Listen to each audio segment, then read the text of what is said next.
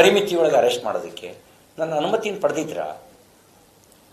ವಿಧಾನ ಪರಿಷತ್ತಿನ ಒಳಗೆ ನಡೆದ ವಿದ್ಯಮಾನದ ದೂರಿಗೆ ಅವರ ಅನುಮತಿ ಇಲ್ಲದೆ ನೀವು ಹೇಗೆ ನನ್ನ ಮೇಲೆ FIR ರಿಜಿಸ್ಟರ್ ಮಾಡಿದ್ರಿ? ಇದೆಲ್ಲ ನೋಡಿದಾಗ ಇದೊಂದು ಷಡ್ಯಂತ್ರ ಇದ್ದಂತಿದೆ. ಅದಕ್ಕೆ ನಾನು ನೇರವಾಗಿ ಆರೋಪ ಮಾಡಿದೆ.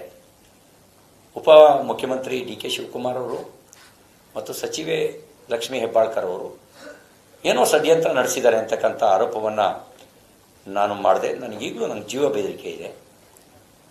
ನನಗೆ ಸೂಕ್ತ ರಕ್ಷಣೆ ಕೊಡೋದು ಸರ್ಕಾರದ ಜವಾಬ್ದಾರಿ ಇದೆ. ನನಗೇನಾದ್ರು ಅನಾಹುತ ಆದರೆ ಅದಕ್ಕೆ ಹೊಣೆಯನ್ನು ಸರ್ಕಾರವೇ ಹೊತ್ಕೊಳ್ಬೇಕಾಗತ್ತೆ ಅನ್ನೋ ಮಾತನ್ನು ಹೇಳ್ತಾ, ಇನ್ನು ಉಳಿದಂತೆ ಸಂಬಂಧಪಟ್ಟಂತೆ ಕಾನೂನು ತಜ್ಞರು ನಮ್ಮ ಪಕ್ಷದ ವರಿಷ್ಠರ ಜೊತೆಯಲ್ಲಿ ಸಮಾಲೋಚನೆ ನಡೆಸಿ ಮಾನವ ಹಕ್ಕು ಆಯೋಗಕ್ಕೆ ದೂರು ಕೊಡೋದು,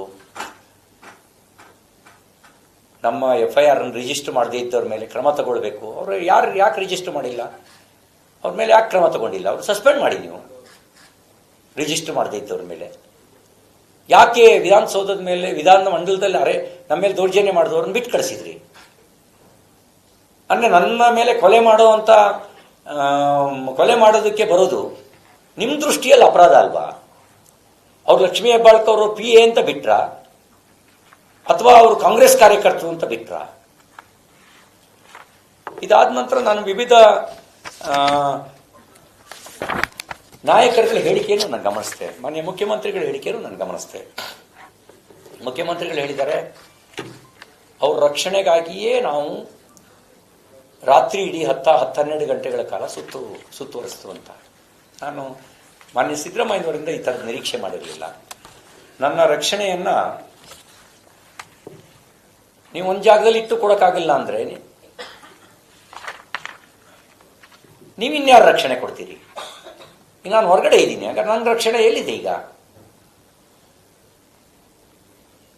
ನಿಮ್ಮಿಂದ ಆ ರೀತಿ ಹೇಳಿಕೆಯನ್ನು ನಿರೀಕ್ಷೆ ಮಾಡಿರಲಿಲ್ಲ ನಾನು.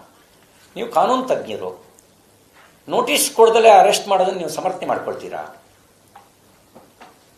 ವಿಧಾನ ಪರಿಷತ್ನಲ್ಲಾದ ಘಟನೆಯ ಸತ್ಯಾಸತ್ಯತೆ ಪರಿಶೀಲನೆ ಮಾಡಿದೆ. ನಿಮ್ಮ ಹತ್ರ FSL ರಿಪೋರ್ಟ್ ಇದೆಯಾ? ನಾನು ಹೆಂಗೆ ಅರೆಸ್ಟ್ ಮಾಡಿದ್ರಿ, ನಾನು ಮಾಡಿದ್ದೀನಿ ಅಂತ? ಪಾಕಿಸ್ತಾನ ಜಿಂದಾಬಾದ್ ಅಂತ ಕೂಗ್ದವ್ರನ್ನ FSL ರಿಪೋರ್ಟ್ ಬರಲಿ, ಮಾಧ್ಯಮದಲ್ಲಿ ಹಂಗೆ ಬರ್ತಾ ಇದೆ, ಆದರೆ ಸತ್ಯಾಸತ್ಯತೆ ತಿಳ್ಕೊಬೇಕಲ್ರಿ, FSL ರಿಪೋರ್ಟ್ ಬರಲಿ ಅಂತ ಹೇಳಿದ್ರಿ. ನನ್ನ ವಿಷಯದಲ್ಲಿ ನೀವು FSL ರಿಪೋರ್ಟ್ ಇದೆಯಾ ನಿಮ್ಮ ಹತ್ರ?